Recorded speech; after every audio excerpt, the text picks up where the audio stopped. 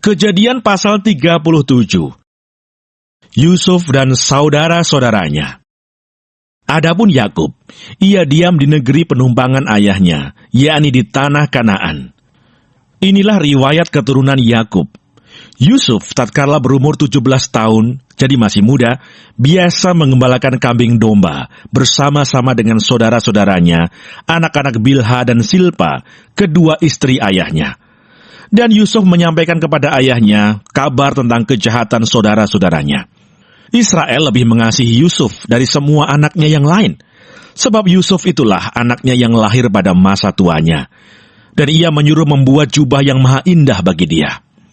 Setelah dilihat oleh saudara-saudaranya bahwa ayahnya lebih mengasihi Yusuf dari semua saudaranya, maka bencilah mereka itu kepadanya dan tidak mau menyapanya dengan ramah. Pada suatu kali bermimpilah Yusuf, lalu mimpinya itu diceritakannya kepada saudara-saudaranya. Sebab itulah mereka lebih benci lagi kepadanya. Karena katanya kepada mereka, "Coba dengarkan mimpi yang kumimpikan ini. Tampak kita sedang di ladang, mengikat berkas-berkas gandum. Lalu bangkitlah berkasku dan tegak berdiri. Kemudian datanglah berkas-berkas kamu sekalian mengelilingi dan sujud menyembah kepada berkasku itu." Lalu saudara-saudaranya berkata kepadanya, "Apakah engkau ingin menjadi raja atas kami? Apakah engkau ingin berkuasa atas kami?" Jadi makin bencilah mereka kepadanya, karena mimpinya dan karena perkataannya itu.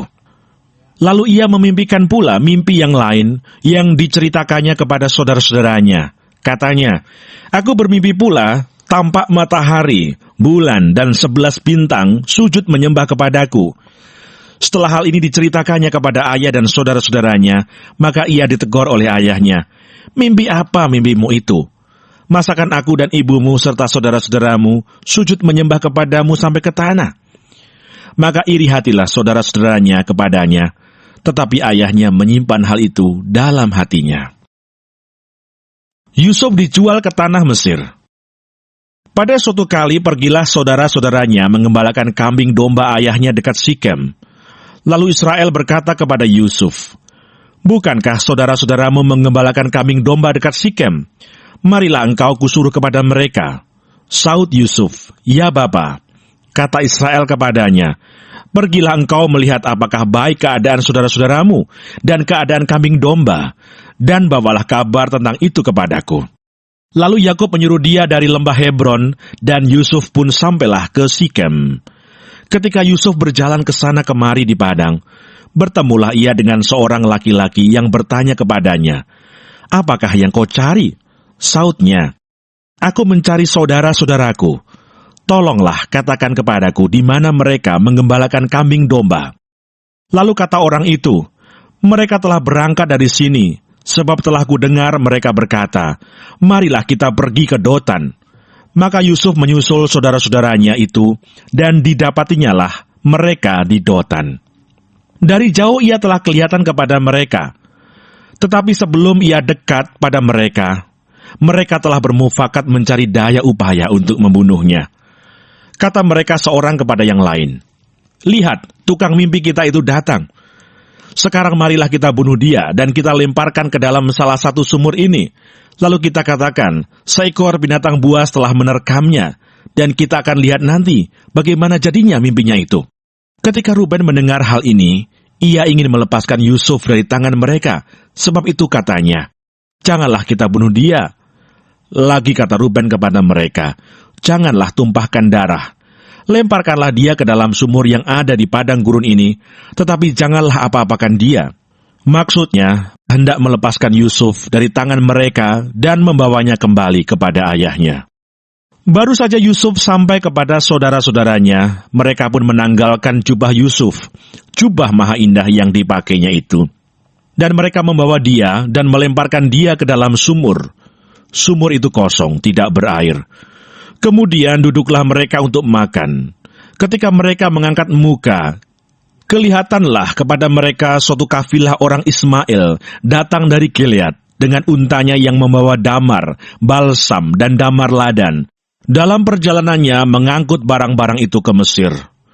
Lalu kata Yehuda kepada saudara-saudaranya itu, Apakah untungnya kalau kita membunuh adik kita itu dan menyembunyikan darahnya? Marilah kita jual dia kepada orang Ismail ini. Tetapi janganlah kita apa-apakan dia, karena ia saudara kita, darah daging kita." Dan saudara-saudaranya mendengarkan perkataan itu. Ketika ada saudagar-saudagar Midian lewat, Yusuf diangkatnya ke atas dari dalam sumur itu, kemudian dijual kepada orang Ismail itu dengan harga 20 shikal perak.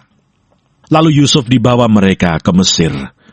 Ketika Ruben kembali ke sumur itu, ternyata Yusuf tidak ada lagi di dalamnya. Lalu dikoyakkannya lah bajunya, dan kembalilah ia ke saudara-saudaranya, katanya, "Anak itu tidak ada lagi, kemanakah aku ini?" Kemudian mereka mengambil jubah Yusuf dan menyembelih seekor kambing, lalu mencelupkan jubah itu ke dalam darahnya. Jubah maha indah itu mereka suruh antarkan kepada ayah mereka dengan pesan, "Ini kami dapati. Silakanlah Bapak periksa apakah jubah ini milik anak Bapak atau tidak." Ketika Yakub memeriksa jubah itu, ia berkata, "Ini jubah anakku. Binatang buas telah memakannya. Tentulah Yusuf telah diterkam."